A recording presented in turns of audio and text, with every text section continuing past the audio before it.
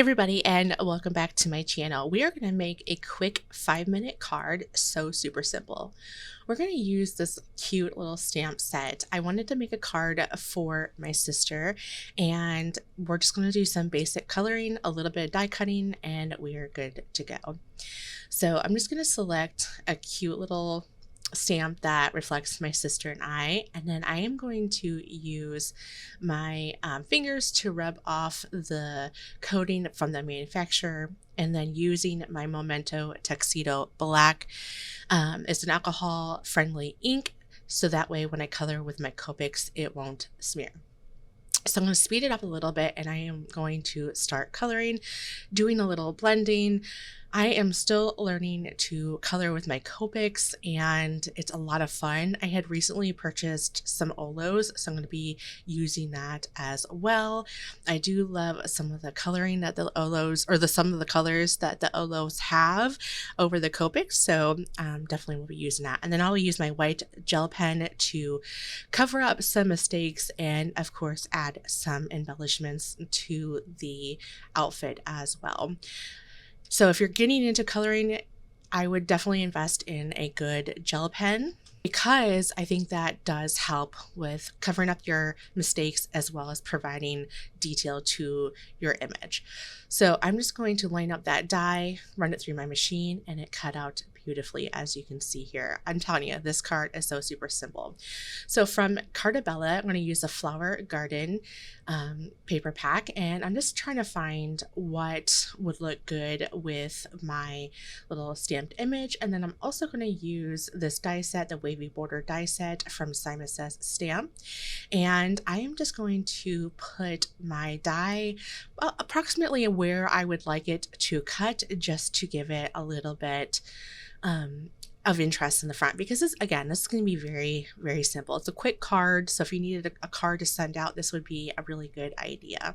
So once I found the position that I like, I'm going to put my top plate on, and then I will run that through my machine.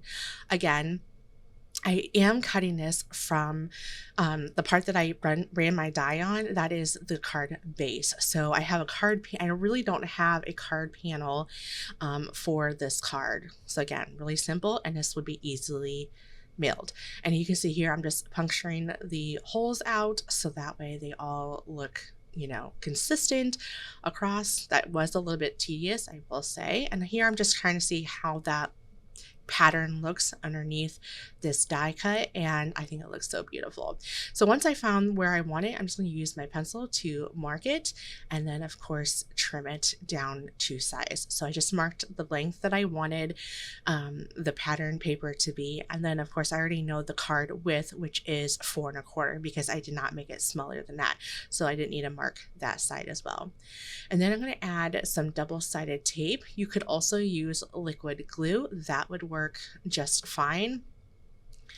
I usually, if I ever have in stock my Spellbinders double-sided tape, I like to use that. When I don't, I use liquid glue.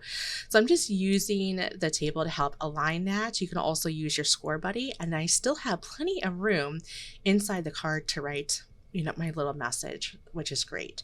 So if you want the full length of the card base, then I would definitely create a card panel, but I didn't need it. All right, so I'm just adding some foam squares to the back of my stamped image, just to give a little pop of dimension, just because I feel like it does lack dimension, obviously. And here I am taking the risk of stamping it without my MISTI and using my stamping block and stamping it onto my card.